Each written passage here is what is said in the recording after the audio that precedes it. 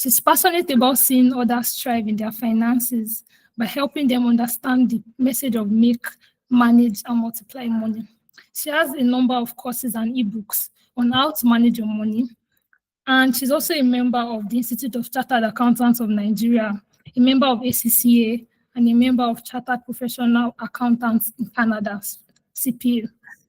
She also currently works as a budget analyst at I think that's Total Energies or Wando.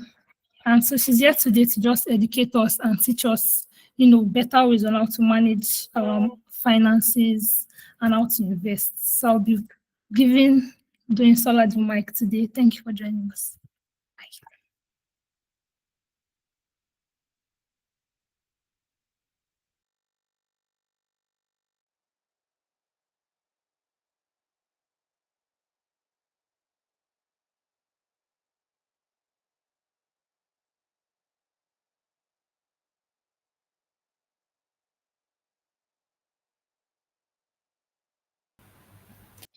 Good evening. Please let me know if you can hear me.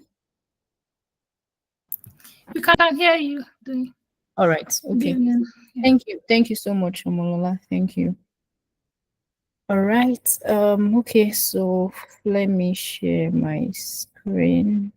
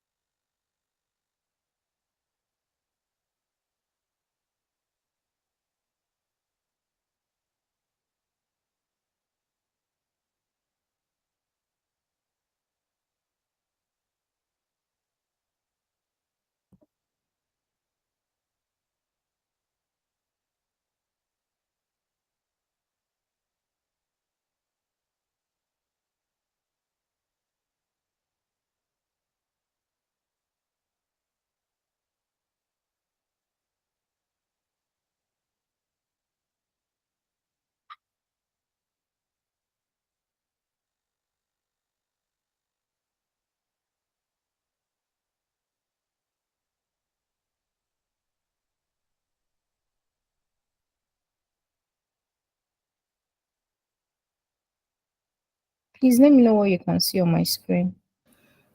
We can see your slides on quick questions. All right. Okay. Yeah, thank you. All right. So this. Yeah, once again, good evening, everyone. Thank you so much for inviting me to do this. I do not take it for granted at all. So before we dive deeper into, well, this is also part of the subject of the day, right? But I just want to ask a few rhetorical questions. Just answer it in your mind. You don't have to submit or anything or mute your mic and answer, right? So the question is, if you lose your means, of course, nobody's praying for bad things to happen, right? But just saying that if you lose your means of livelihood today, do you have something to live on comfortably for 3 to 4 months? Perhaps there is a layoff at work or the business is not going well and all of that. Do you have something to live on comfortably for 3 to 4 months? If you've been around on social media for a while, people tend to make jest of a lot of things. And when you ask people, so how much have you saved this year? I've not saved anything, or my savings has been the one saving me on all of that. Yes, we make light of that, but the truth is we need to be real with ourselves. So I'm asking you, if you lose your means of livelihood today, I'm not praying that you lose your means of livelihood. I'm not praying that something bad happens to you. But I'm just saying, if you lose your means of livelihood today, do you have something to live on comfortably for 3 to 4 months? I'm saying, do you have an emergency fund? That's what I'm saying, basically. And as we go deeper into what's called our discussion, we'll look at what emergency fund means and all of that. Another question is, how do you sort out your rent? How do you sort out your rent? Is it that when salary comes in. When it's time to pay your rent, you take out from the salary you receive for that month, and then you start running around telling people, "Oh, there's this and that, I need to pay my rent and all of that." How do you sort out your rent? Then the third question is, how long will your savings last you? It's still a bit related to question one, but a bit different. How long will your savings last you? um I don't know if you've read this before. When you are in school, university, and then they ask you, can your CGPA or your GPA, can you flash? Can you make a call? Can you send a text or something? So I'm saying, if you had to make a call with your savings, how many seconds, how many minutes or hours will it last you? Will it just be a flash? Will you be able to talk at length with someone and all of that? Then the fourth question is, do you plan for your money before it comes, or you spend as it comes? Do you, as it's salary week last week and then into this week, salary will be dropping? Do you plan for your salary? And I want to believe that majority of the people on the call this afternoon are salary earners, 9 to 5 and all that.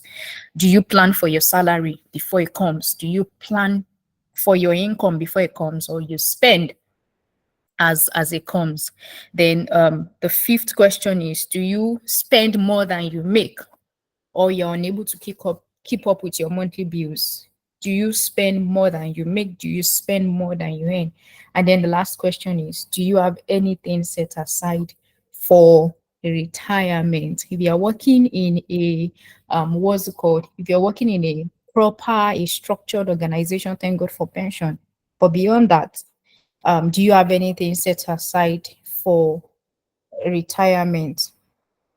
Yeah, so the first thing I would like to talk about today is money mindset, because if the mindset is wrong, every other thing we are going to talk about today will just be like saying something is coming in from your right ear and it's coming out of the right ear, or it will be just like you're pouring water inside a basket. So you see two different people who are exposed to the same factor, right? Um, Earning the same amount of money, but they turn out different. They may be two single guys or two single ladies, no extra responsibility, so to say. They are earning the same salary, working in the same organization, exposed to the maybe shop from the same market and all of that. They are exposed to the same factor, right? But the how they manage their money, or how their income, how they spend their income is different. And we can attribute that to your money mindset. Money mindset is what makes one person successful with money and another give up. Money mindset is what makes one person manage their money.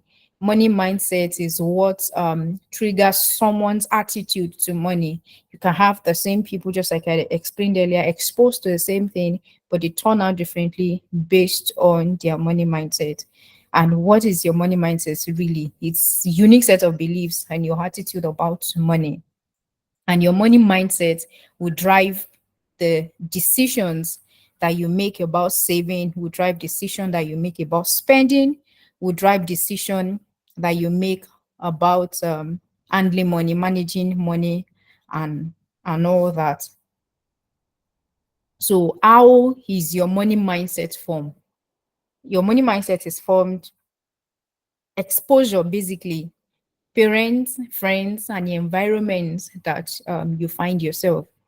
Perhaps you grow up in an household that how they treat money is different. You don't see money you see money as a end in itself and not a means to an end. Maybe you grow up in an household that it's just the money that comes is just not enough. And then when you find yourself in a position where you are earning more money, you still have this odd mindset. There are about 7 money, I say either money belief or money mindset, right? So the kind of household that you grow up can shape how you interact or how you deal with money, the kind of friends can influence your money mindset, and the environment you find yourself can also influence your money mindset. And then the different ways that you can change your mindset is one, by reading books. And as we move to the end of what's it called, the end of this discussion today, I'm going to share some books that you can get and start reading to shape and change the mindset that you have about money that is keeping you at one spot, to change the mindset that you have about money that is making you walk like an elephant and living like an ant, right? That can change the mindset that is making you just moving in circles when it comes to your finance. And then another way to change your mindset is perhaps someone that when they get money, to even spend on themselves is a big deal, right? Giving is difficult for such kind of persons. Recommend giving away money, and don't even think about the fact that, oh, you start to do calculation. For example, you give to God, maybe sacrificial giving or something, and then you start to do calculation. If I give this, God will give me back this and that and all of that. The Bible says you reap what you sow, and not necessarily where you sow. Then another thing is to think about the benefit of your money belief so far. The various beliefs that you have about money so far, the mindsets that you have about money so far, how far has it gotten you? If you are trying to change your mindset about money, the first book I would recommend that you read is called The Secret of a Millionaire Mind. The Secret of a Millionaire Mind by T. Harv Eker. The Secret of a Millionaire Mind. It's a great book that will change your mindset, that will change your perspective, that will change the way that you see and view money. So we're talking about having the how, why it is necessary for you to have a financial plan. You know, sometimes when it's a new year, we plan for every other thing, and then we just want to cruise along when it comes to money. We don't pay as much attention to our finances as we pay to maybe other aspects of our lives: fitness, career, relationship, romantic and non-romantic relationship, and all of that. It is important that each and every one of us, we have a financial plan. And a financial plan is basically a comprehensive picture of your finances. A financial plan it looks into where you are. You know, before you move from point A to point B, you need to assess where you are. Then, when you assess where you are and you have an idea of where you are going, you will be able to what's it called? You'll be able to get into the right investment vehicle, right? That will take you from where you are and where you want to be. So a financial plan is basically assessing where you are at the moment, that is your current financial status, and then where you want to be. And then you now devise strategies that will help you to move from where you are to where you want to be. So that's basically what a financial plan is. This is my current state. Maybe, my income is low. I want to get to a place, financial independence, financial stability, financial security is my end goal. Right now, even my take home cannot even take me home. So I will need to sit down. This is where I am. This is where I want to be. So I need to devise a plan and strategies that can take me from where I am at the moment to where I want to be. So a financial plan will look at everything. Look at your expenses, to look at your income, to look at your emergency fund, retirement plan, investment, and all of that. So financial plan is comprehensive. And see, if you don't, if you always shy away from money discussion, or if you don't pay much attention to your money, you just realize that you are earning, yes, you're earning so much, you work so hard at the end of the month, maybe you earn 7 figures in salary, but at the end of the year you have nothing to show for it. And it's because you have not taken the pain to sit down and plan for your money. So we have several components of a financial plan, and we'll be talking about that this afternoon. We have financial goals, net worth statements, budget and cash flow planning, debt management, retirement plan, emergency savings or emergency fund, insurance, and estate planning. So what is a financial goal? Basically, a financial goal, just like your fitness goal, just like your career goal, just like your relationship goal, there is something that we call a financial goal as well, which is basically what I want to achieve with my money. In layman terms, financial goal or financial goals are the things that I want to achieve with my money. And for your goal, if your financial goal to be a financial goal, your financial goal must be SMART. And SMART is an acronym for specific, it must be measurable, it must be achievable or attainable, it must be realistic or reasonable, and it must be timely. Oh, maybe second half of 2024, we still have 6 months, right? Although July is almost gone. There's the second half of 2024, second half of 2024, I want to have more money. Like, I want to have more money.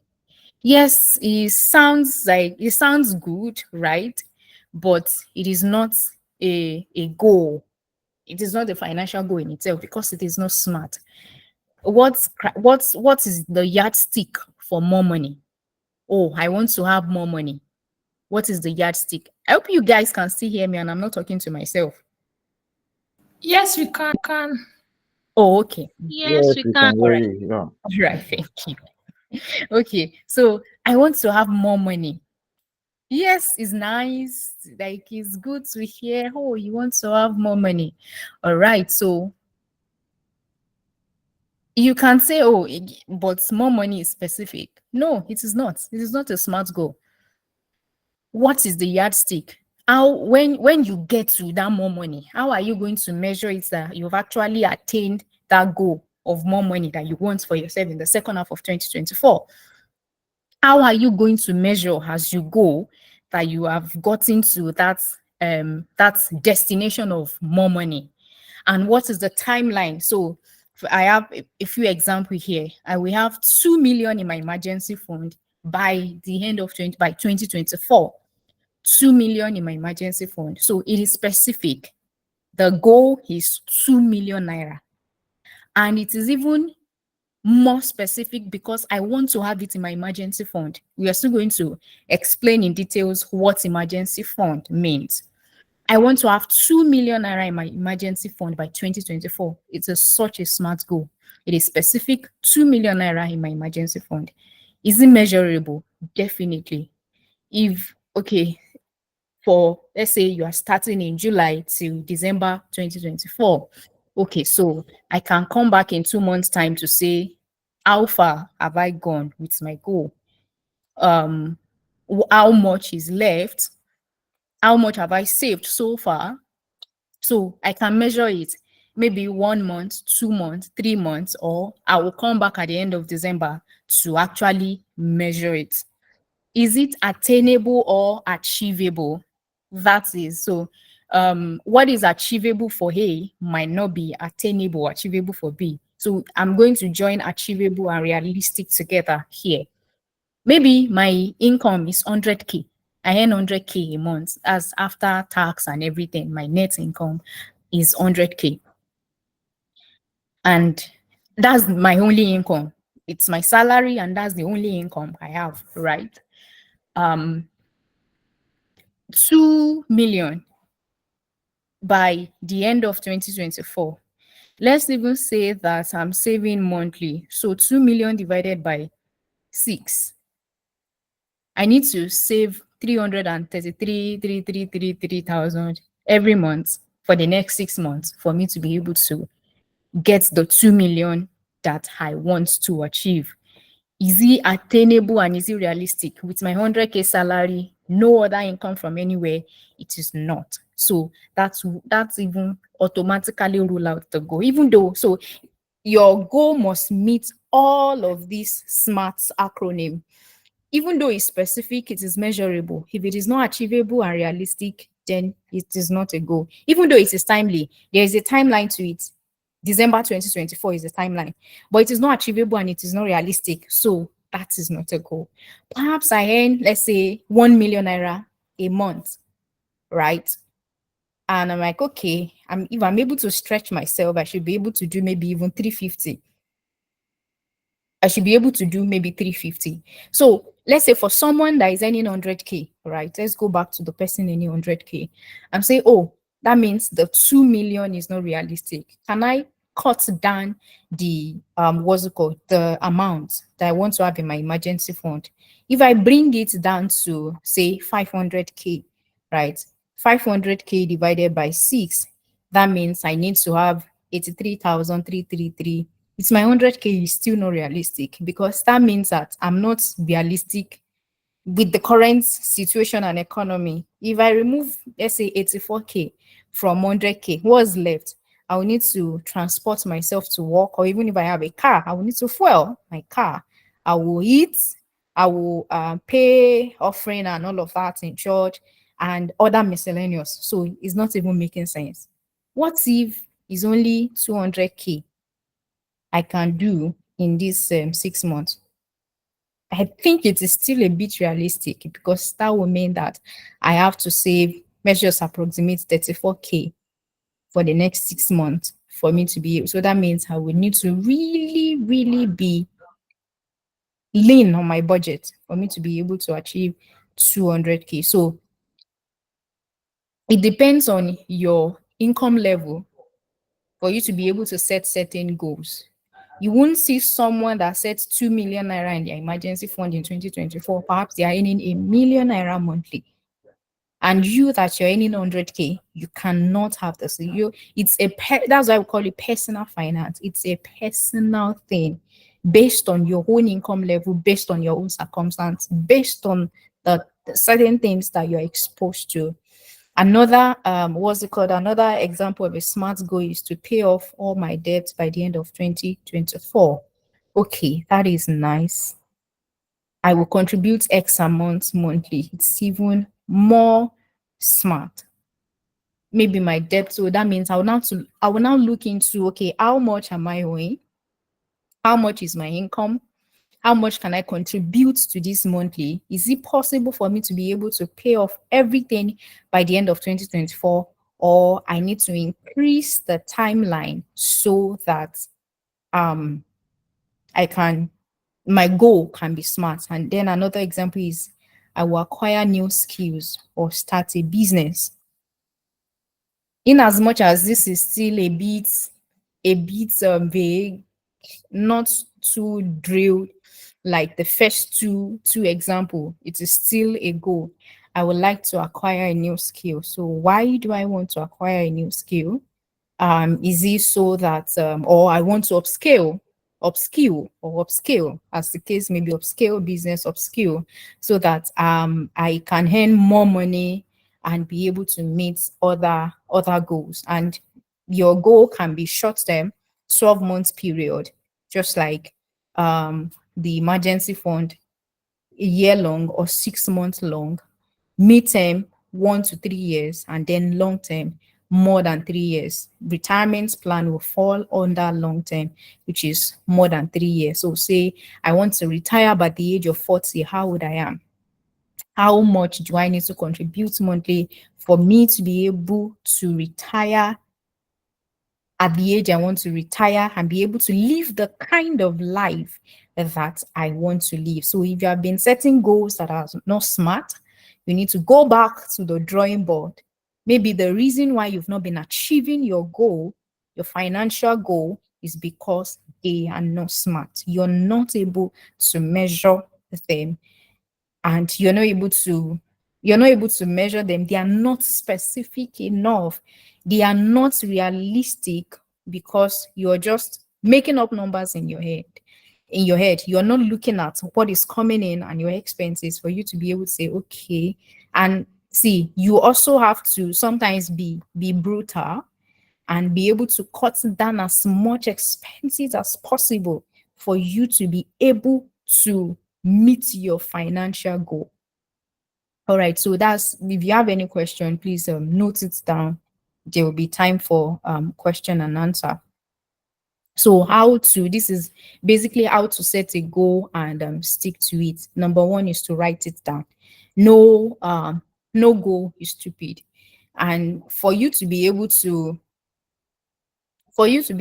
get write everything that is coming to your head concerning what you want to achieve as regards your finances, everything possible that is coming to your head, just as they are coming, write every one of them down.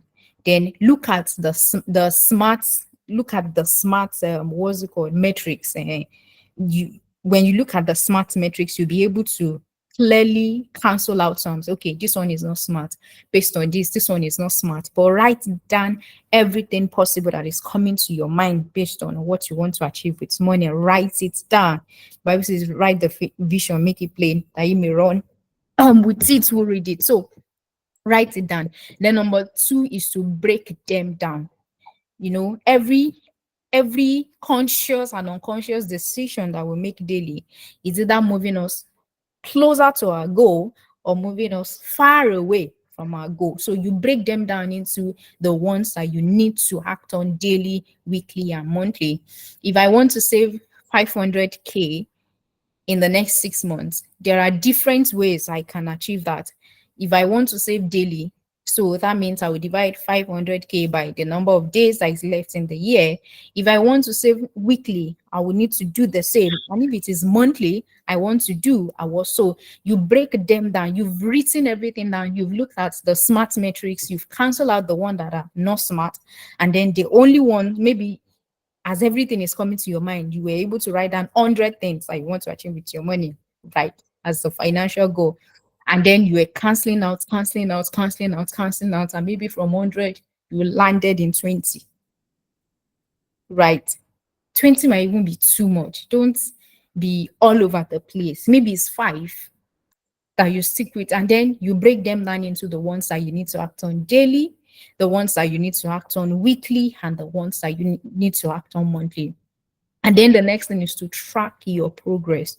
This is important so that you will know, okay, I have gone far with this one. Okay, now that this one is achieved, can I move the money to something else or somewhere else? Or okay, what are the factors that are contributing to me not achieving this as fast as I should, and all that?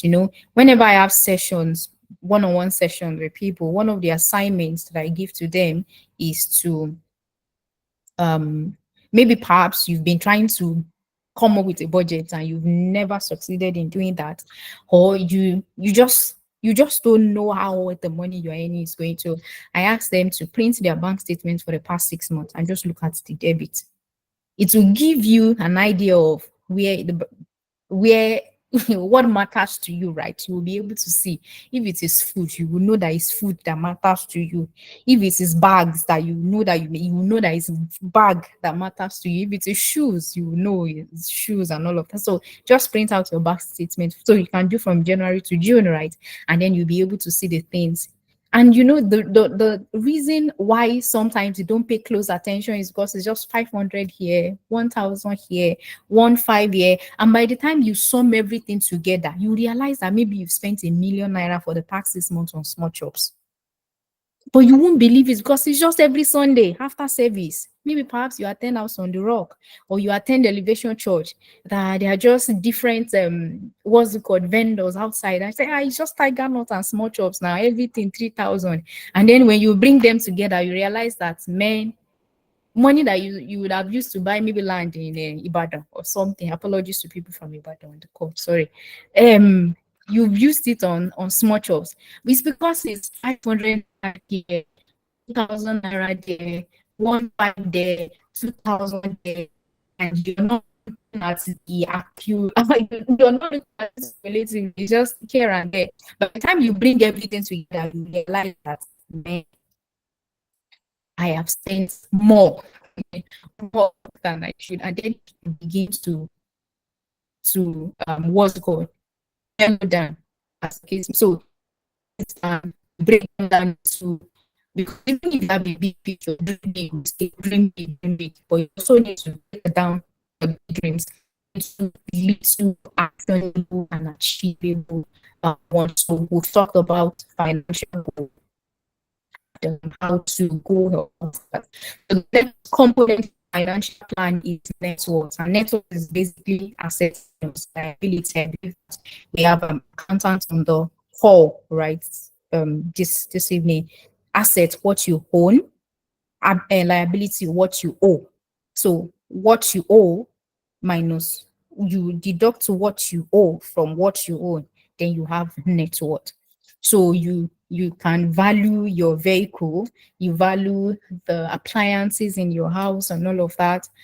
You value maybe investments that you have, and then you deduct what you owe, maybe debt, you're paying loan on a car, maybe you collect loans to pay for Ashwebi, you what's it called, you remove it. So and it's important that at every point in time you have an idea of what you don't need to wait till the the level of maybe Warren Buffett or Elon Musk for you to start calculating your net worth. And wherever stage you are at right now, it can get, I promise you, it can get better.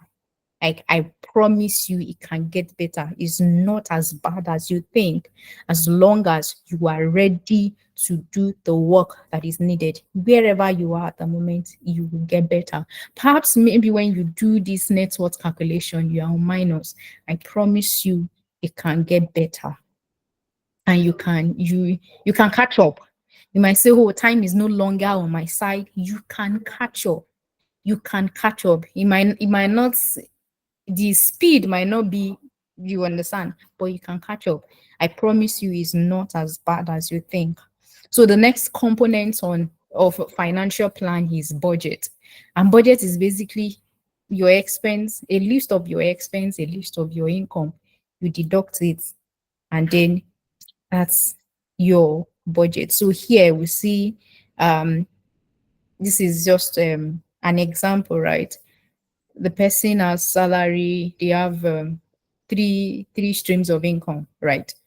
Salary, interest income, income from side hustle, and then this is what their expenses look like.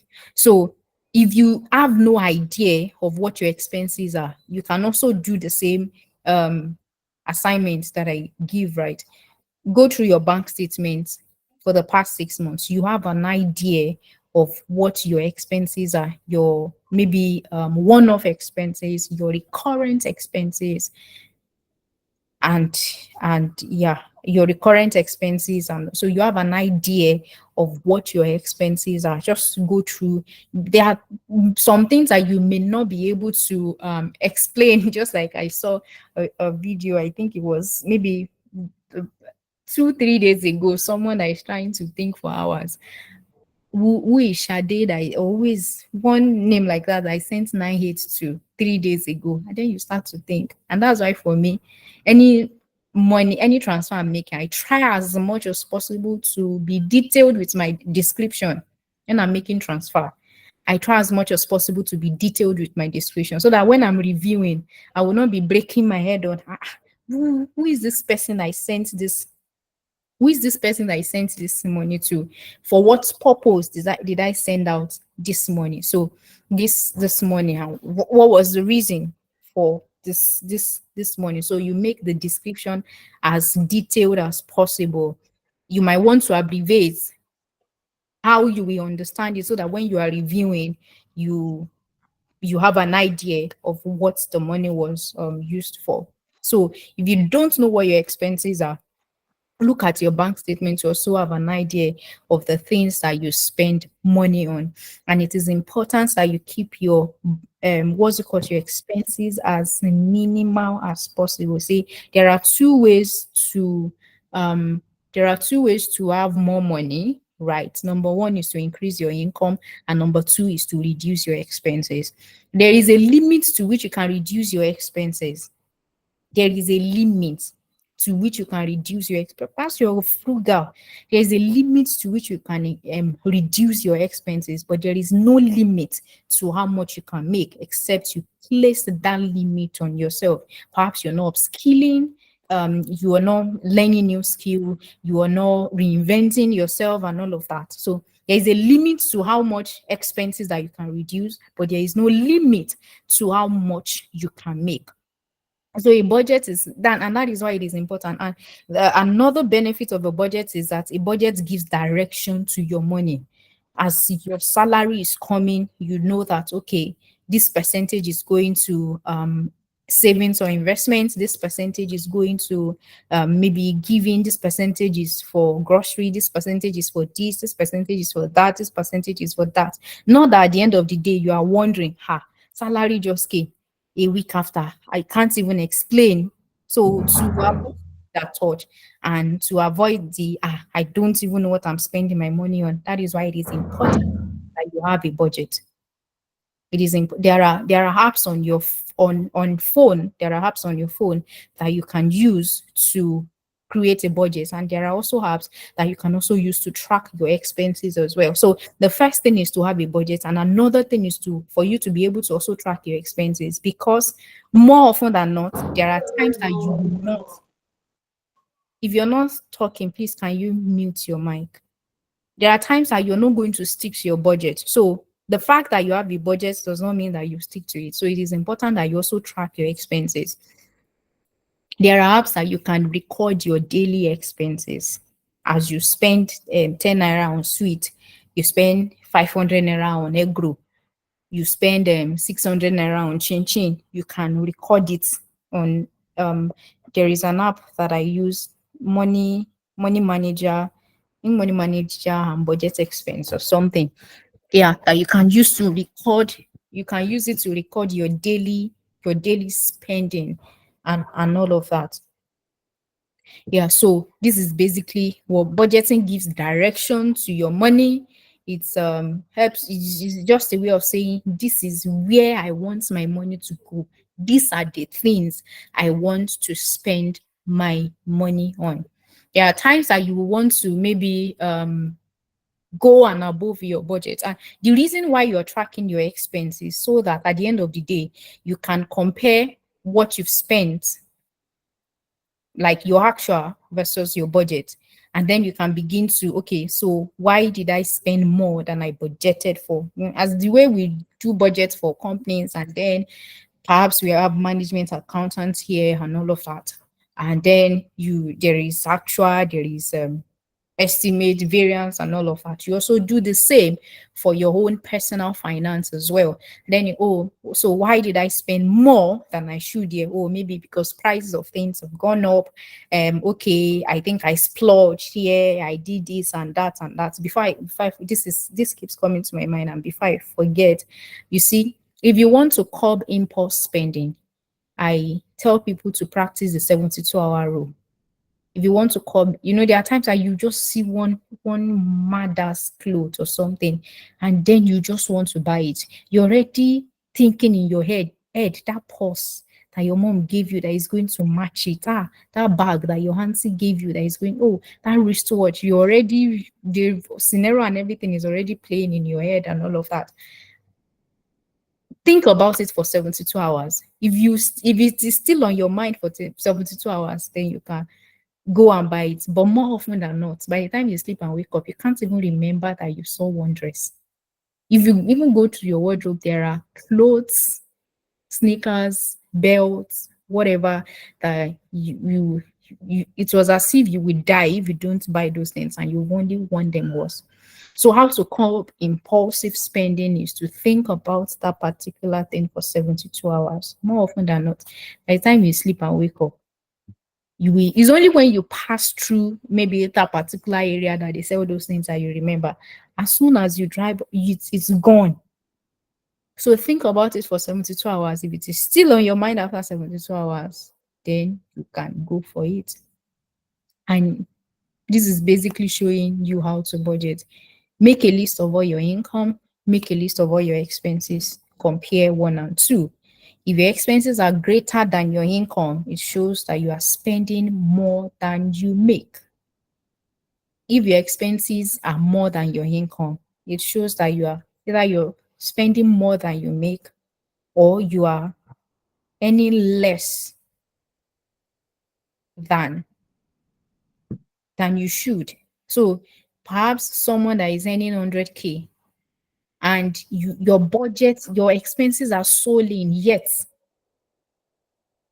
your expenses is greater than your income. So that means it shows that your income can no longer service your, even they might be basic necessities, right? You're not even talking about wants here, basic necessities. So that means your income can, so that means it is time for you to look for ways to increase your income.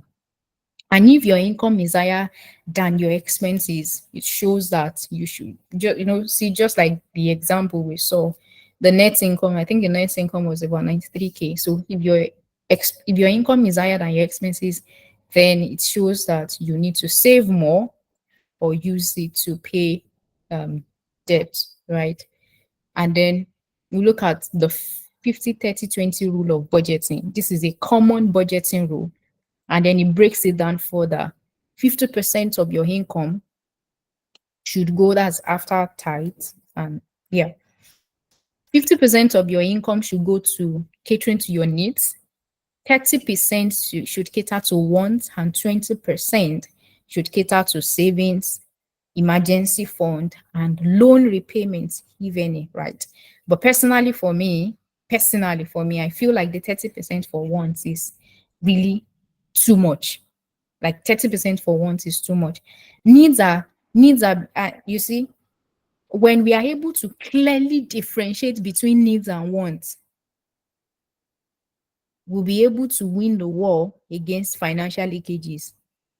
Needs are what you need to survive. Of course, you need a roof over your head, so you need to pay for rent. And there's a rule that you should not spend more than, let's say, maximum of 3 months of your annual income on rent. That's 3 months of your annual salary on rent. You should not spend more than that.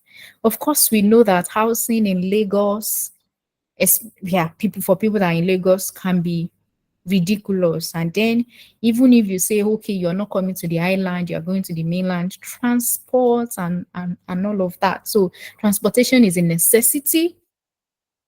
Housing, rent is a necessity. Food, grocery is a necessity. But you know what? Eating out is want, is under want, and that's dining out. In as much as we understand that food is a need, eating out is a want. Food is a need, eating out is a want. And you can try the experiment. If you decide to, maybe you use, say, 20,000 naira to eat out, and that's like you just want, right? Being extra on this, 20,000 naira to eat out, and that's want. If you take that same, and that's like one sitting, no, not like you are eating morning, afternoon. If you take that same 20,000 naira to cook in the house, it can last you for a week, right? Or let's just say 3 days, last you for 3 days. But if you use, if that same 20, if you want to do 20 day 120, that's 60K to eat out, but 20K for food in the house. So yes, we understand that food is a necessity, but eating out has now become a want and not need. So food, housing, transportation, bills, of course, your NEPA bill, maybe water bill, lawman, and all of that, they are necessity. They are needs. Eating out, shopping, entertainment, travel, and all of that, they are wants. So it is best that you keep your wants as small as possible. So this is the what's it called, the major rule, 50 30 20 rule. But for me personally, I think that the 30% for once is actually too much. And so if you feel the same way, so that means you will cut maybe the 30%, you slash it into maybe 15%, and then you carry the 15% to add to savings, and then your savings becomes 35%. So it goes to savings, it goes to emergency fund and loan repayments if you have any. Yeah, so moving on from budgeting and all of that, we're talking about the different money leaks, the different things that are leaking your finances, financial leakages that we are not paying attention to. And number one is impulse spending. The shoe is not in your budget, the bag is not in your budget, but because it's so fine, or maybe it's even on sales, you decide to buy it. Impulse spending is an example of money, the things that leak your money. Number two is unused subscriptions. There are things that you've subscribed to that you are not even using them, but they are on auto renewal. They auto renew every month or maybe every year. You need to look into those things and then cut them off. Frequent sit out. Now outside is even more expensive and all of that. So these are the things. Giving without limit. People that cannot say no to giving. You should have a budget for giving. Really, I'm a fan of have a budget for giving, and this is how you can also what's it called? This is one of the ways that you can manage black tax. This is one of the way that you can manage black tax when you have a percentage for giving. And once that percentage is exhausted in the month, every other person will have to wait till next month. We should learn to say no without feeling guilty. And the number five thing is high interest debt. You take loans. It's even bad if you're taking loans for, it's not, you're not you taking loans to maybe buy an asset that will generate income for you. You're taking loans for maybe spending, taking loans for liabilities and all of that. And then another one is unplanned social outing, or should be a friend will just call you up, guy, let's go out this Friday night, or this is unplanned social outing, and before you know it, you spent. And some people don't even know how to say no to things like that. Oh, I'm sorry, I can't go. I'm on a budget. The worst they can do is laugh at you, and everybody will move on. But because you want to feel among, you want to belong, you just spend, and then you come back home and then you're soaking Gary and drinking Gary. Ashwebi should not even be somebody that has not informed you what's it called a long time about Ashwebi. Ashwebi is not an emergency, and we are still going to talk about emergency fund, right? Wedding don't just like suddenly happen like that. There are things that maybe six months, like minimum of 6 months. You have 6 months to plan for it. So these are a few example of things that are leaking your money that you need to pay attention to. So we'll talk about the different saving strategy. Someone say, I'm finding it difficult to save. Number one is, why are you saving? So you need to, as we talk about financial goal, which is a broad aspect of it, and we look at the fact that your goal must be smart. Why? Like the example I gave, 2 million in emergency fund. So that means this my 2 million is basically for emergency. Why? My goal for saving this 2 million is purposely for emergency, to meet financial emergency. So that is the purpose. So why are you saving?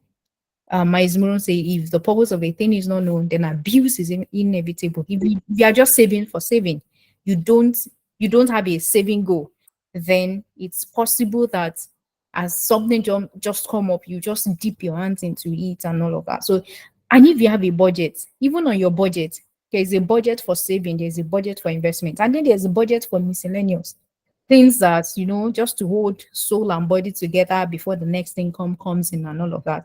And you don't find yourself just dipping your hands into your saving anyhow. So Why are you saving? I'm saving for, with a saving goal in mind, you'll be disciplined enough to stick with it. So in all of these that we are saying, then there is also the place of discipline. If you're not disciplined, you will start, it will be going so well, something will just happen, and then you empty everything, and then you're back to, and some people are like in that stage.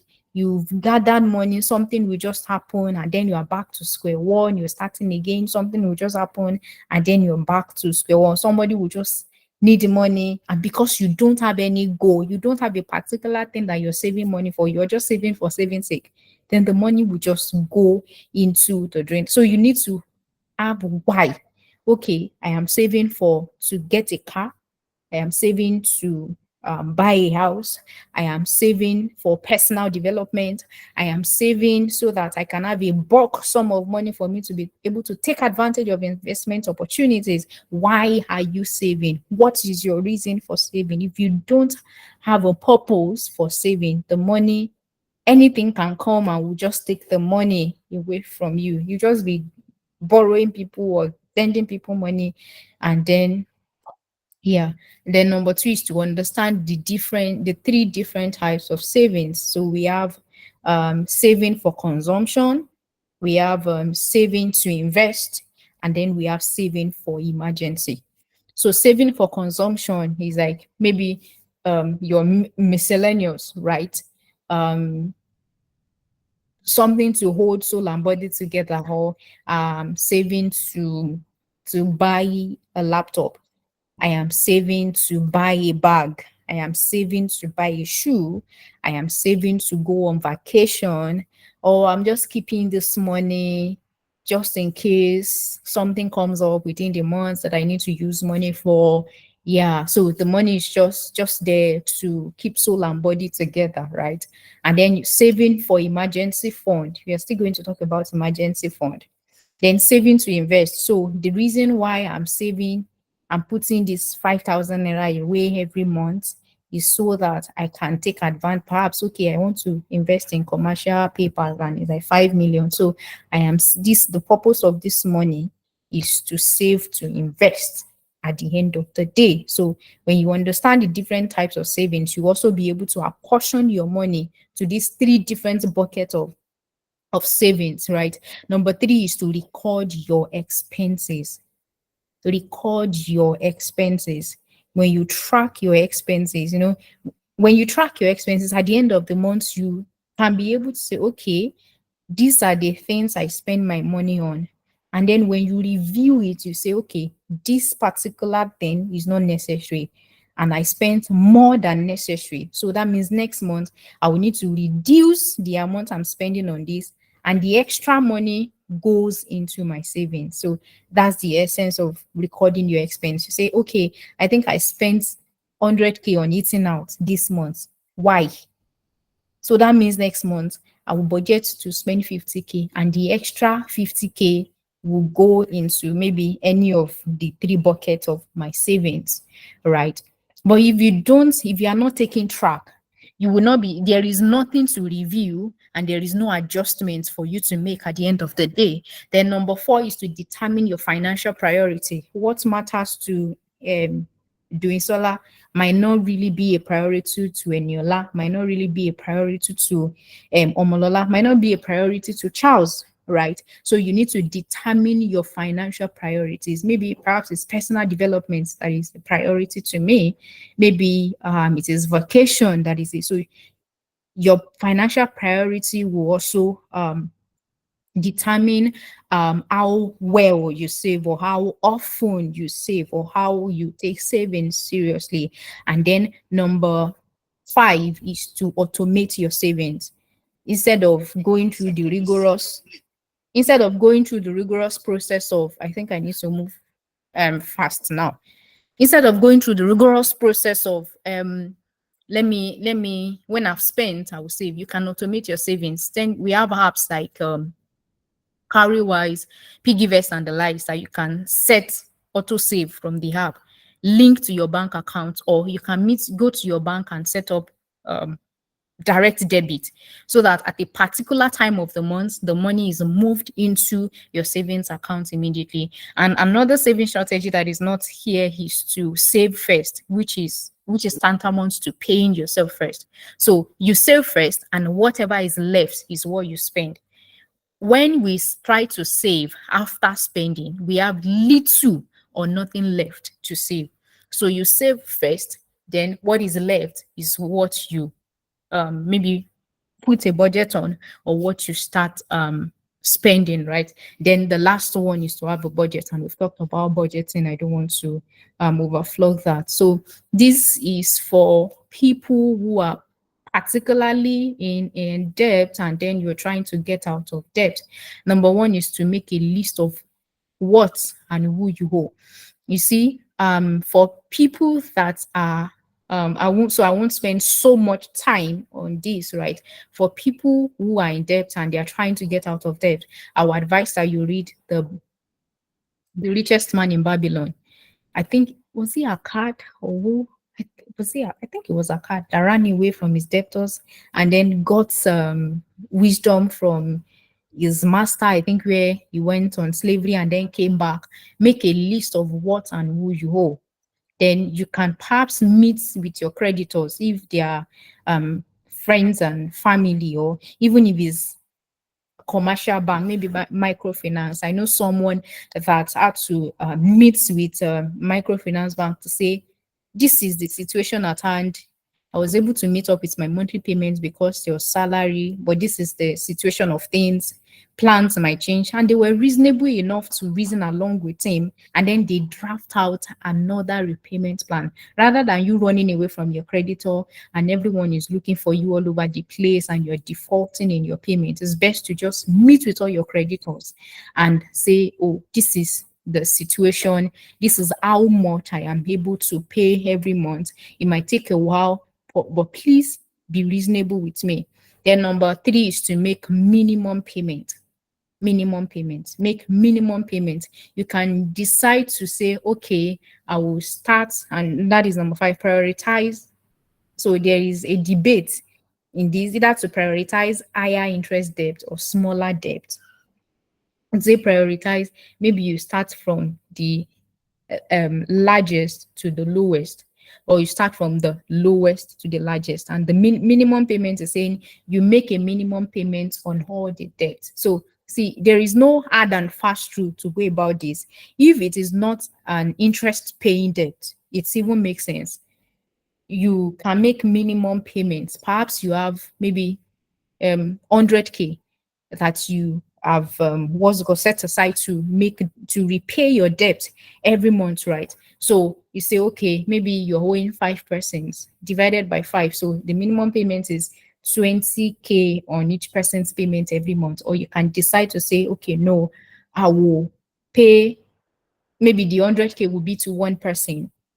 Maybe you rotate it every month and all of that. And then last one is to stay disciplined. But the essence is you should make, when you have a list, you know what is staring you in the face, you'll be able to make an informed decision. But I recommend that you read The Richest Man in Babylon. It's about 157 pages, and it's like that should be the first personal finance book everyone that is starting out their journey should read. It is very detailed, relatable, and then with story to back it up. So it's a good book. So I've mentioned 2 books now. The first one is The Secret of a Millionaire Mind by T.Harv Eker. The second one is The Richest Man in Babylon. I don't know, I'm forgetting the author, but The Richest Man in Babylon, right? So the next 2 components is a retirement plan. Have a retirement plan. And then the few tips is to prepare for retirement by taking your current cost of living, adjust for inflation by the time you intend to retire. So if you don't have any debt, or if you don't have anyone that is depending on you, it even makes sense. See, whether you are 25 on the call this evening, or you are 30 this evening, you are not too young to start planning for retirement. You can decide rather to retire early, say 40. At 40, that's when I want to retire. So you won't just, so the plan starts now. What are the things that you need to put in place for you to be able to retire well? And you're not using your children. Your children are not your retirement plan. They are not, this African mentality, right? They are not obligated to whatever it is. Your children should not be your retirement plan. This is the time for you to start planning your retirement. You can, maybe it's the pension, you can decide to make an additional contribution to your pension daily, or you set up an account solely for retirement, and then you contribute a particular percentage. You just leave the account there and forget it. And then your, what's it called, your interest or dividend, as the case may be, is being rolled over. So you are not too young to have a retirement plan. You can meet maybe any of the asset management house and even discuss the retirement plan with them, whether you're 20, you're 25, you're 30, you're 35, it is not too early for you to start making plans for retirement. So now we'll talk about emergency savings. What is emergency savings or emergency fund? Emergency savings or emergency fund is basically money that is set aside to meet financial emergency. Money set aside to meet financial emergency. A financial, what is not a financial emergency? Wedding is not a financial emergency. Paying for Ashwebi is not a financial emergency. Paying for vacation is not a financial emergency. Paying for rent is not a financial emergency because you have 12 months to plan for your rent. So what then can qualify as a financial emergency that you can now dip hands into your emergency fund to cater to? Number one is maybe sickness.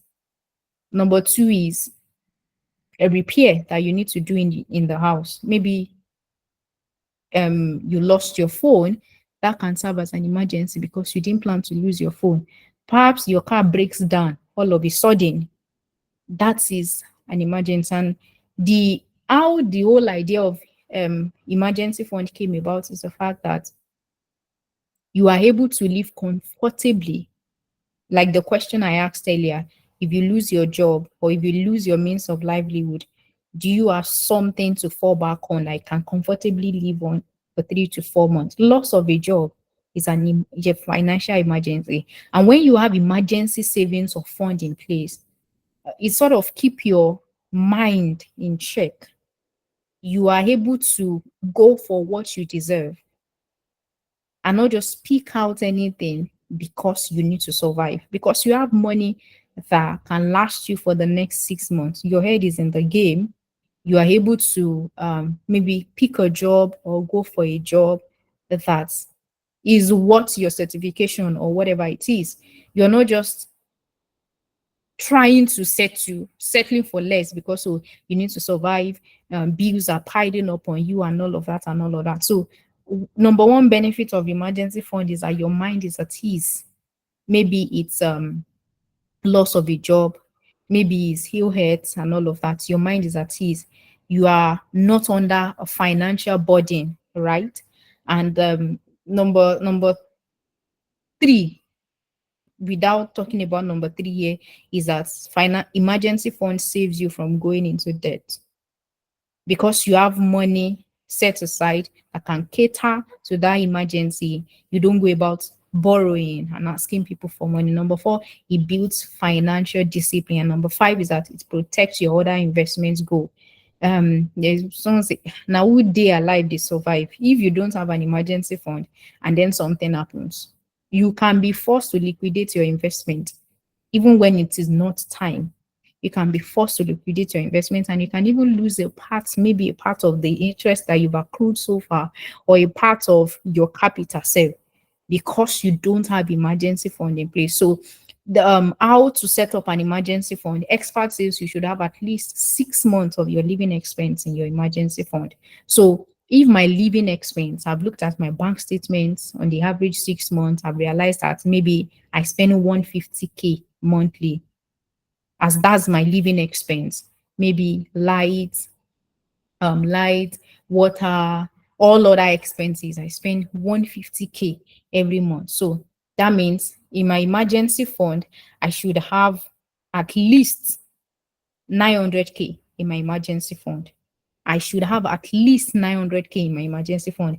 And it is always advisable that you have something in your emergency fund before you start investment. So that if anything happens, if you don't have an emergency fund and something happens, you have money in investment, you are likely to cut short your investment. But if you have an emergency fund, you dip hands into it to cater to that and you still replace it again. So you should have at least 6 months of your living expense in your emergency fund account. Perhaps your only living expense is 50,000. So 50 times 6. So that means you should have at least 300K. So that's the least. You can decide to increase it as the case may be. So, and then the next was called. Hi, Day. Yeah. Sorry to cut in. Because it's going long. So could you kindly like round up in the next 6 to 7 minutes? Because we still have All to right. take So, questions. all right. So I'm going to invest in now. Thank you. Right. Yeah. So, the different investment vehicles that we have, right? So number one is mutual fund or money market fund, right? And starting from low to medium and then to high risk investment. So we have Sorry, low risk investment. sorry to cut in. What about the first one you just showed? The first one you just showed down before multiplying money and investment. Please, can you reshow it? We'll come So I back. can just We'll come back to that later. We'll come We'll back to come that back to later. any questions you have later. Study. okay. All right, so Thank we you. have investments, we have medium risk investments, and then we have high risk investments. So it is important that before you start investing, you need to know your risk appetite. You need to know where you belong. Are you someone that you want your investment to be safe? You still want a bit of interest on it? Are you someone that you want as much returns as possible, but you should also know that your capital is also exposed as well? So for a low risk investor, you'll be looking at mutual fund or money market fund. And mutual fund is like a pool of funds. Your money is being put together to invest in a secured government securities. Currently the highest paying mutual fund is about 21% per annum, and the minimum that you can start with mutual fund is 5,000 naira. So with as low as 5,000 naira, you can start your investment journey with mutual fund. And then the asset management house that is responsible for that mutual fund is FSDH. So you can check them out on, I think they're on LinkedIn. Check them out on Google and the like. So we have mutual funds. And then the next one is the FGN savings bond. You must have been hearing FGN savings bond. It's also a low risk investment. And the minimum amount you can use to start is 5,000 naira as well. For the FGN savings bond, we have duration of 2 years and we have duration of 3 years. So I think 2 years, the current interest is 17 point something percent, and for 3 years the current interest is 18 point something percent. So that means your money is being, you are putting in your money for the duration of 2 years. Interest is being paid quarterly, so you get interest on your investment 4 times a year. The minimum you can do is 5,000 and you can do much more than that. For FGN savings bond, it opens every month. So every first week of the month, the FGN savings bond is running. And then now moving to medium risk investments, we have stocks and we have ETFs. Stocks is you owning a percentage of a particular company. And as Nigerians, you have access to both Nigerian stocks. Think Access, we hear Access Bank. I don't know if Fidelity Bank shares has closed, but Access Bank and GT Banks, their shares are still open for you to subscribe to it. And then you can also invest in US stocks as well. Apps that you can use to invest in US stocks, we have the likes of Bamboo, we have the likes of Optimus, we have the likes of Trove. And then if you want to invest in Nigerian stocks, you can use Afri Investor, You can use Trove as well. I think Bamboo also now has options for you to invest in Nigerian stocks. So, but ETFs is a bit different from stocks, even though they are also on the stock market. For ETFs, right? ETFs is like you already diversifying your investment. Unlike stocks that you are investing in, maybe you're investing in GT Bank. If anything happens to GT Bank, yes, you bear the brunt of it. For stocks, you are investing in individual stocks, the stocks of individual company. But for ETFs, one ETFs can have like maybe 1,000 company in it. And it's sometimes you have ETFs based on sector, the medical sector, the tech sector, the financial service sector, and all of that. But for one ETF, you can have 1,000 company in one ETF. So for someone that is just getting started on their stock investment journey, I advise that they start with ETFs because it's already diversified already. You're taking advantage of diversification, and stocks and ETFs, they fluctuate because, of course, they are more volatile than mutual fund and FGN savings bond. So, see, treasury bills and commercial papers, they fall into the category of the mutual fund and FGN savings bond as well. So, I think for T-bills is as low as 100K, I think. Yeah, and see, the rates are fantastic. I was looking at my mail 2021, and I realized that as at July 2021, the interest rate on FGN savings bond was about 9 point something percent. And now, 2 years after, multiplied by two, we have 18 point something percent. The currency very volatile. The risk is high. The return can be high as well. We don't know the higher the risk, the higher the return. The higher the risk, the higher the expected return. So it can go sideways. I'm not so knowledgeable on cryptocurrency, so I don't talk so much about it. Then another one is real estate. You can, if you have money, buy land, invest in land. They tend to appreciate. And then there's what we call co-ownership that most modern real estate companies are doing now. Co-ownership, where it's like, it's more like stocks, right? They list a particular land on their website, divided into several units, and with your 20K, 50K, you can invest in such units of land. And when the land is being revalued or the property is being revalued, you get a percentage based on how much you invest in it. And most of these modern day realtors are also doing what we call shortlets and Airbnb, that you invest in a unit of it and then you get a certain percentage. I think Piggyvest did something on real estate few months back that a number of us took advantage of. So these are the different investment vehicles that are available to you: low risk, medium risk, and high risk. And so these are the recommended books that I will say you should please look into.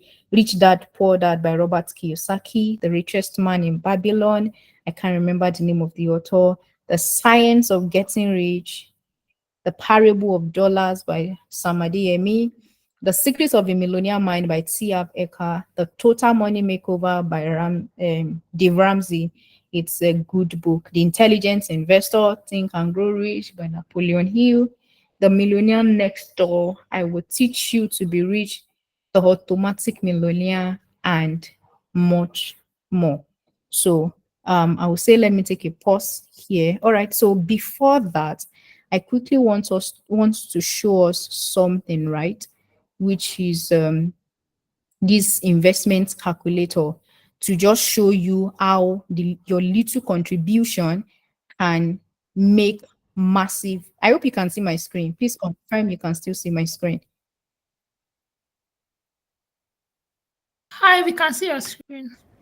All right, okay. So this is an investment calculator, right? That says if you start investing in an instrument that pays you 15% per annum, your initial investment is 5,000 naira, and you have a monthly contribution of 5,000 naira.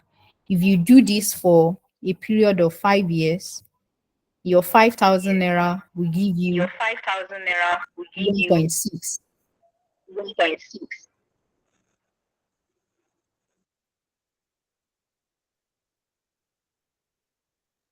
Your 5,000 naira will give you 1.6. Now let's increase. I mean, this is not just a minute. Yeah. So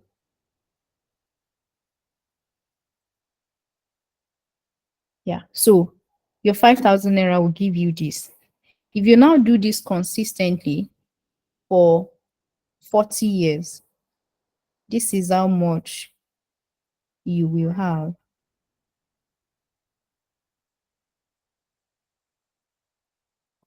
5,000 naira initial investment and 5,000 naira monthly contribution at interest rate of 15%, you have 131 million. And the contribution this is just a minute. Yeah. So your contribution is 9.6. But see the interest that you've earned so far. So this is just to let you know that 5,000 naira that you waste on shawarma is 120 something million naira in 40 years that you've wasted. And just like I mentioned, you can't tell me that the interest from now to 40 years will remain 15%. So if just like I mentioned to you that the interest on FGN savings bond last 2 years is ×2 than it is now. Imagine if it's 30% and then you keep at it, the little drop at the end of the day without fail.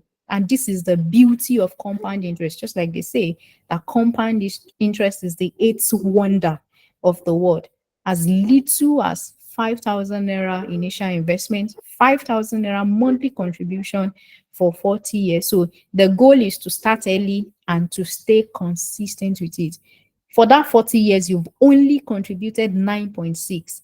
However, the interest you've earned is 119 million. This is compound interest in play. This is purely compound interest in play. That will be all for now. I think we can take question. Thank you. Thank you very much, Doreen. So I'm going to first of all be asking the questions people have typed in the comment section before. Then I'm going to put people that are raising hands. So I'll call your names. When I call your name, you can unmute your mic. So first of all, so at the beginning of the course, someone said, what is your view about taking a loan for an additional degree or certification?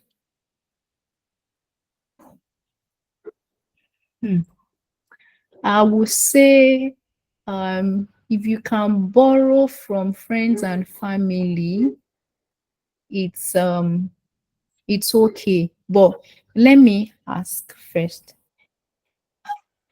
I don't really have much information as to the question, so I may not be able to give a full answer. If you're someone that is working, are you telling me that you don't have any savings to pursue that, like student loan? I don't know how real that student loan is, so I may not be able to. I think the person just replied like a student loan from federal government. I really don't know the modality behind that student loan. I don't really know how it works, so I may not be able to give much. So if you're a student, right, I would say why not leverage on friends and family, which might be interest free, right? That will be better rather than taking loan that the interest might cut off your head. It's actually not so bad in itself. In a way, it's an asset, right, and not a liability. And the returns is what's it called?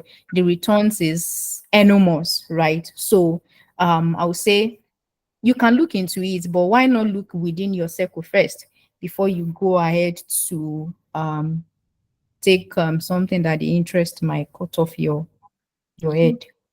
Okay, nice. So the next question here said 3 months of annual income for house rents? Question mark. I think it's talking about the other time where you said your rent should not be more than 3% of your 3 months of your annual income. So can you speak more? Yeah, on that? because if you're doing 5 months, that means you're working for your landlord. Yes, I understand the what's the word now? I understand the dynamics of house rent and all of that in Lagos, real estate and all of that in Lagos. But you can't, because of that now, because whether you like it or not, it will be like you are working all your life for your landlord and you have nothing to show for it. You're doing 5 months of your, so that means you only have 7 months.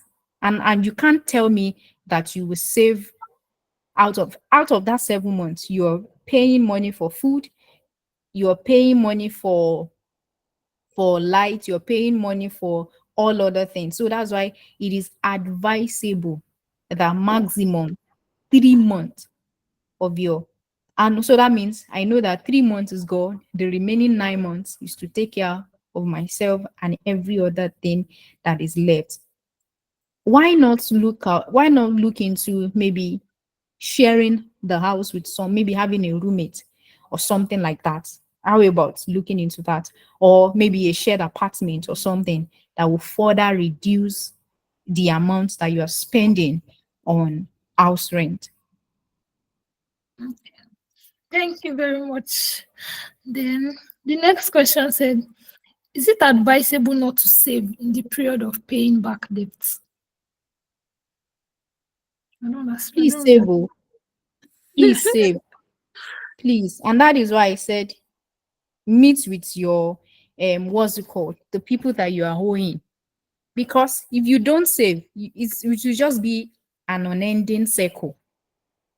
If you don't have something left that you're saving, at the end of the day, you still have what's it called? You still fall back on borrowing or taking money from someone. So see, the problem is we are waiting to have so much before we save, right? Just like the example I gave you now, without even if it's 5,000 naira, you are able to, even if it's 5,000 naira, you are able to set aside every month and you put it in what's it called, and you put that in maybe a carry wise or a piggy vest that is giving, even if it is 10% per annum, maybe every day is 100 naira, that is your interest, and then the next day the interest is calculated on 5,100. Before you know it, even if it is airtime or something that you can buy, it's because we underestimate the little drops of interest that is coming. So even if it's 10,000 naira that you are able to save, just meet with, be as open as possible with the person that you're owing money. Even if it's 5,000 naira, please don't, try as much as possible, because if you don't do that, it will just be an unending circle. You will try to what's the word? You try to save here today, and then the next day, it will just be on and on. You borrow from this one to pay this one. You don't want to continue to live your life like that. That is not the kind of life that God wants you to live.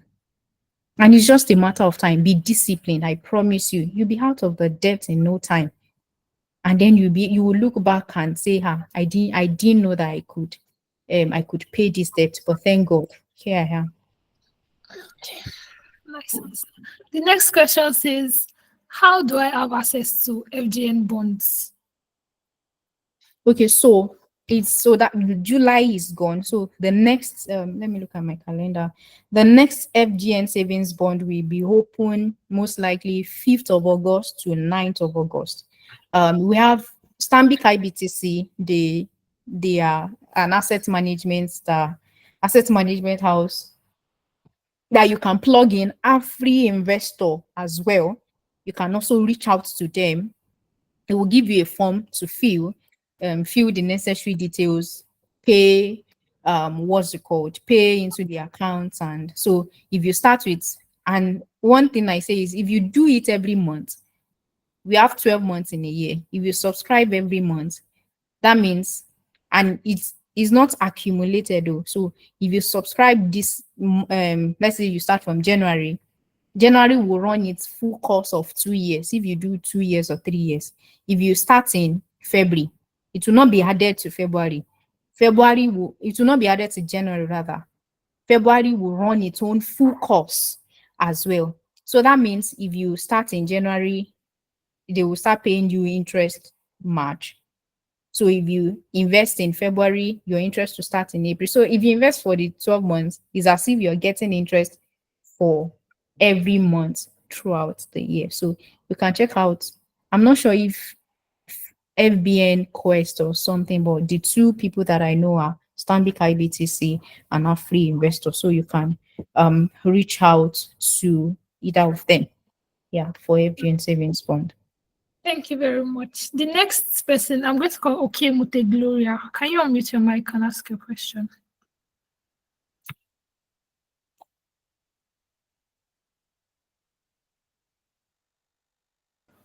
If you are speaking, we can't hear you. I believe she's talking. Is she still on the call? She was on the call right now. Maybe we'll just take Akinyemi Opeolua. Can you unmute your mic and ask a question? Okay. Good evening, house. Yeah, my question is that can I buy shares from company in order to multiply my money, in order to invest more? And what are the risks behind it? I'm not sure I get your question. Can you buy stocks in order to invest more or something? Yes, like shares from company in order to Yeah, invest more. shares is an investment, and the purpose of an investment is for you to make more money. Of course, there are risks attached to it. It can go high, it can go low, you can make. So Okay. the thing is, shares or stocks, they are exposed to market fluctuation, right? So unlike FGN Savings Bond, that your capital is guaranteed, in stocks, your capital is not, the guarantee on your capital is not as much as FGN Savings Bond or the low risk investment. In what You sense? can lose a bit, Can you expatiate that? can lose a bit Sorry, of your can you capital. That's what I'm trying to do. Okay. You can lose a bit of your capital in stocks. You can gain more. You can gain. So it depends on the market fluctuation. And there are several factors that contribute to how the stock market works, right? The financial performance of a company, the kind of sector that the company is playing, right? Maybe banking sector, different rules and regulations by the government can expose such stock to. So there is always an upward or downward movement and all of that for stocks. You can lose a bit of your capital in stocks. You can not lose your capital at all Okay. and keep gaining. For example, when Transcorp Hilton, we all heard it last year, the gain on Transcorp Hilton was almost going to 1,000%. So that means if you invested your money at that time, your capital, the interest on your capital is 1,000% more. And there are other companies that you invest your money in, and then their stocks keeps going down. And as their stock is going down, you're losing money. So the thing is to do your research well and be able to predict the behavior and the performance of a company before you go ahead and invest in them.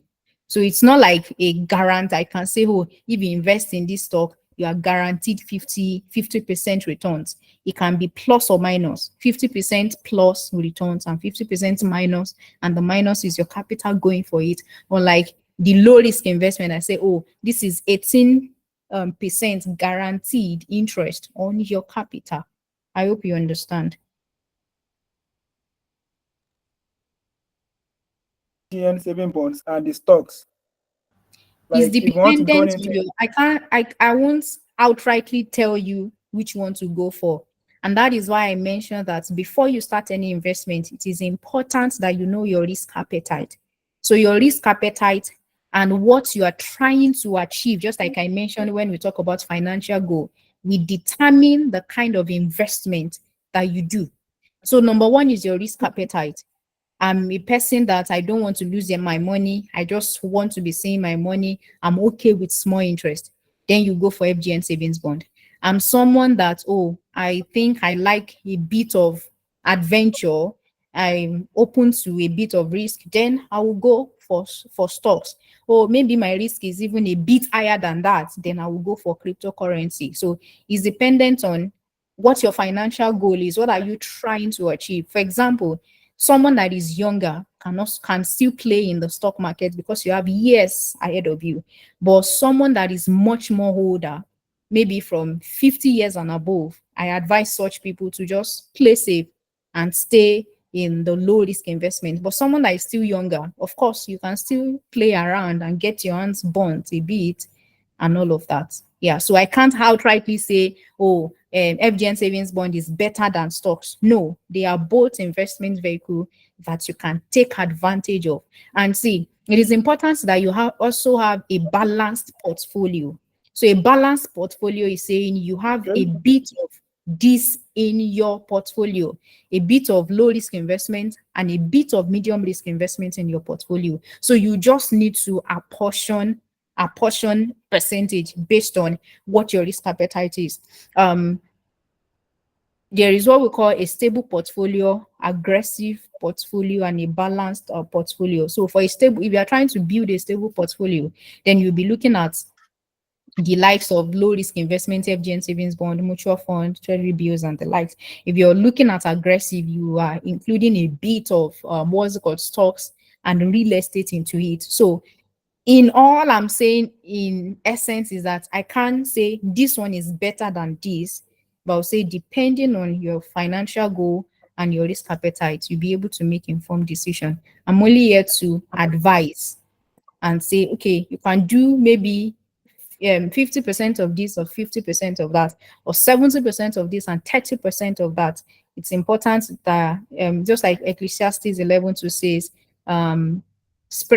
make your investment and divide your investment into 6, even 7, because you don't know which one will yield profit for you at the end of the day. Yeah, so it's a balanced portfolio, a diversified portfolio, a little bit of risk here, a medium bit of risk there. I hope I've answered your question. Okay, please, one more question. Please. No, sorry, Please. that's enough question from you. Sorry. Okay. There's so many more Okay. questions. All right, thank you. Thank you. You're welcome. So the next question is Ecclesiastes. Can you say the Bible? Ecclesiastes 11:2. Okay. Thank you very much. So the next question is from AGH Consults. Says, is it advisable to lock funds for a specific period to potentially benefit from higher interest rates? What are the likely potential risks and considerations involved in making such a decision? Okay, so have I locked fund before? Okay, I've only locked fund once, and that was me locking my rent because I had a huge chunk of money coming at a particular time. Okay, let me just put this towards my rent, and I just locked it. Because of our economic situation, the only downside risk to it is inflation, right? Because the value might not be at the time, maybe it is out of safe lock and all of that. The value might not be as what's the word now? Maybe at the end of the day you break even, right? With the interest that you've gotten on the safe lock, but there's really no downside risk to it. If you say, oh, I think the percentage I'm getting from safe lock is better than maybe FGN savings bond and is not different from me, what's it called, locking my money in FGN savings bond for 2 years and locking with maybe Cowrywise or PiggyVest. But the thing is, what do you do with the money after you unlock it? That is also another important question to ask. Both the interest and the capital, what do you do with it after you unlock the money? So there is, the only downside is inflation. That's the only downside. But it's safe to as long as the whole point is, as long as your money is making more money for you. But it's also important that we are putting our money in a place that, to an extent, the interest is breaking even when we consider inflation and all of that, and not the pride of, I lock my money, at the end of the day I'll get this percentage, and then so what do you do with the money? So the downside risk I see to it is, when I unlock my money, what will the value be like? That's the only downside risk to it. I hope I've been able to answer that question. Yes, I think so. The next question is from Chioma. So we just have like about 3 questions left after this, so I'll end the call after that. Sorry for disappearing. Okay, that's fine. So Chioma says, please, I'm a risk averse person and I want to invest in mutual fund. Please assist with steps to start. Okay, so number one is, so the first thing is, I like that you know your risk appetite. So that's one. So number 2 is research. So I can mention a number of, so I will mention a number of asset management house, or will I say intermediary, right, that you can use. So your job is now to investigate and then choose the one that is better for you. So we have SFS Fund. Their rate at the moment is, I think, is 15.02. We have Bravewood. Their percentage, I think, is 16%. We have Stanbic IBTC. I think Stanbic IBTC has come down to 18 point something percent, right? We have FSDH. FSDH as at Friday was 21.5%. FBN, the last time I checked, they were on 20%. And is it United Capital? So I think I've mentioned like maybe 4 or 5. So the next thing is now to research. And when you make up your mind on which one you want to invest, you've done your due diligence and all of that, you can maybe download their app or go to their website and then start the necessary registration that is required. If you get stuck at any point, any one of them, you can reach out to me on LinkedIn. I'll be able to help. Yeah, I hope I've been able to do justice to that. Yes, you have. Thank you. This next question is, I think, is what Okpaolu has asked. The person said, what investment plan will you advise to invest? I think you've spoken on that. Or just want to go back to that? Yes, I think I've spoken on that when I was answering Okpaolu. Oh, yes.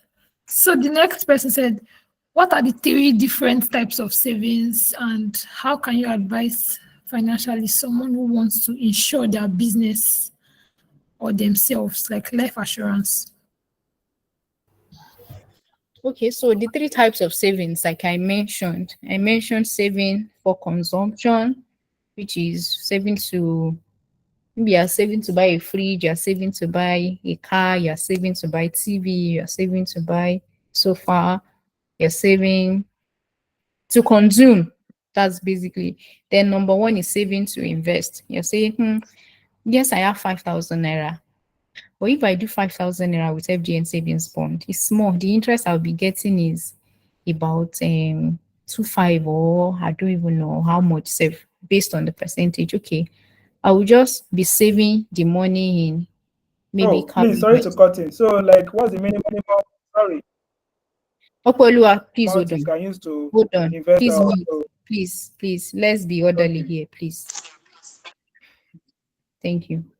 All right. So you can say, I won't advise anyone at this stage to still be leaving a chunk of money in your what's it called? A chunk of money in your bank account. What the money that should be in your bank account should be for miscellaneous and all of that. Because you're better off putting your money in the likes of PiggyVest and this that you get interest than in your bank accounts that you don't really get interest. So you say, oh, I want to take advantage of FGN savings bond, but the minimum is 5,000 naira, but it's looking low. So let me just be saving this money in PiggyVest. And maybe when it's 100K or 500K, I will now put it in FGN savings bond. So you are saving to invest. And in the sense of it, we might call it saving in PiggyVest, but you're still getting interest on it, right? So it is still investment in a way because your money is still working for you. Warren Buffett said that if you don't find a way to make money while you sleep, you will work until you die. So if you put that money in your bank account, it's not generating any daily interest. Perhaps they are even deducting charges, card maintenance fee for card that is in your purse and all of that. So I say, okay, when it is 500K, but note that the minimum you can do is 5,000. I say, when it is 500K, I will now put a chunk of this money in FGN savings bond. So you're saving to invest. Then the third one is saving for emergency, which I explained that you should have at least 6 months of your living expense in emergency fund, such that if anything happens, you can, if anything happens and all you have is FGN savings bond, you will be forced to maybe go to the bank and say, hey, well, unless you want me to die, you better give me my money. And there might be rules. If you don't stay till the required time, at least 20% of your capital will go with it. But if you have emergency fund in place, you can get it out, and you should not, your emergency fund should not even be put in your bank account. You should put your emergency fund in a place that can even generate interest for you. In any of these fintech, we call them high interest savings account. Even mutual fund or money market fund is also a good place to put your emergency fund, because your emergency fund should be in a place where you can easily access it when emergency arise. And then the what's called the last one is, how can I insure myself or my business? I think is it AXA Mansard? I think it was AXA Mansard I came across one time that it's like a savings kind of insurance, right? It's a savings it's a savings kind of insurance that you save a particular amount and then you are entitled to more like life insurance for yourself. So you can reach out to the likes of AXA Mansard and I think Leadway Assurance as well for such insurance.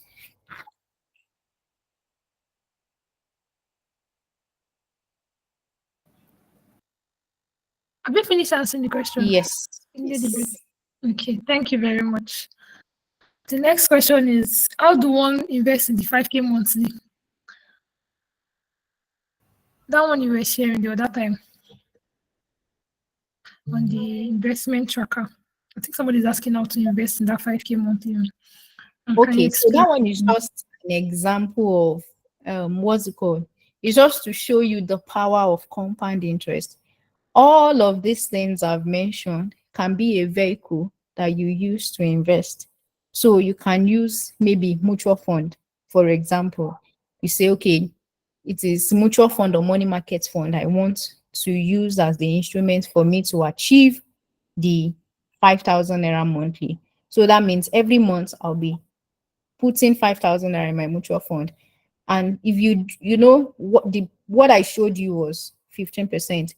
If you do FSD8, for example, that is 21%, and you put your money there, and you are telling them to reinvest your interest, you don't want them to credit your account with the dividend or the interest as accrued. You're telling them to reinvest it. So you can choose what's it called? mutual fund as a vehicle to carry out that 5,000 that I showed you, you can choose maybe FGN savings bond, and you know that when your interest is being what's it called? FGN savings bond is not even a good vehicle that you can use to achieve that compound interest calculator that I showed you, because with that, your interest is being paid quarterly. You only get your capital at the end of 2 years or 3 years. So mutual fund is the best. Mutual fund or high interest savings account is the best. When I mean by high interest savings account, I mean the likes of PiggyVest, Cowrywise, and the likes are the vehicle that you can use to achieve that. That page is actually Bravewood that I mentioned to Chioma. That's actually their website that shows their compound interest calculator. So you can also look into them as well. Their current interest rate is 16%. I remember a time that their interest rate was 8%, then it moved to 13%, and right now it's 16%. So you can use any of that vehicle for that. Thank you very much. The last question for today is going to be, please, what is your take on Ajo monthly contribution? No. Because, see, just like I mentioned, we I'm trying. I remember the Yoruba saying, but I know that not everybody on this call is Yoruba, and I may not be able to translate it, right? So let me just give myself brain.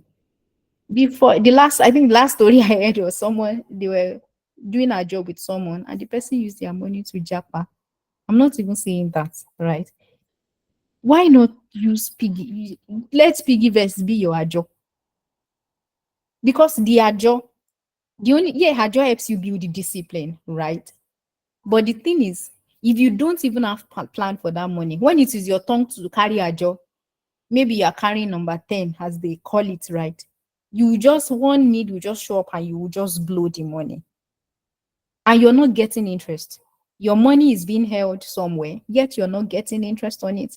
Why not? You can say, oh, but I have the luxury of getting a bulk of money. It's more like you borrowing because you have paid, or if you are the first person that will carry the ajo. It's like you borrowed extra money to use and then you eventually pay back, right? If maybe you need capital for something, you can take advantage of ajo. And if you don't pay back, they'll come and carry you. Maybe you've carried number 1. You don't want to pay number 2 and money. That is the only benefit I see from ajo, right? Maybe you need capital for something, and then you are able to maybe use the money to do, which eventually you will still pay back. It's like loan without interest. But aside that, you're not getting interest on the ajo. So why not make use of this high interest savings account? You just put your 5K or your 10K, even if it's 2K that you can save daily, it is still something for you. So that's my honorable take on ajo.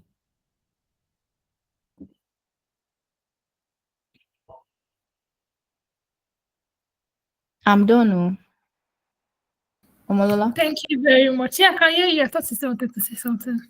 Thank you very much for taking the time for this call and answering the questions well. I think we've answered every question we have here.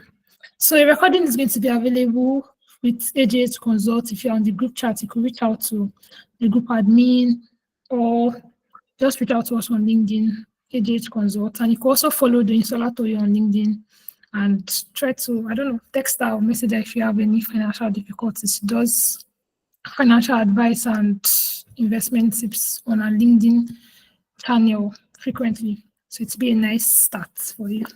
So thank you for joining this call. We hope to see you in our next meeting like this. Have a nice day and have a nice week. Thank you very much, everyone. Thank you, everyone. Bye. Thank you, Doyin. Bye. Thank you so much, Doyin. Thank you, everybody. Thank you Let very me much. stop now. The recording will Thank be you, made Doyin. available to everybody. Yeah. Thank you so much, Omolola. Thank you for anchoring this. Okay, Doyin, can we get the slide? I think Nate would reach out to you.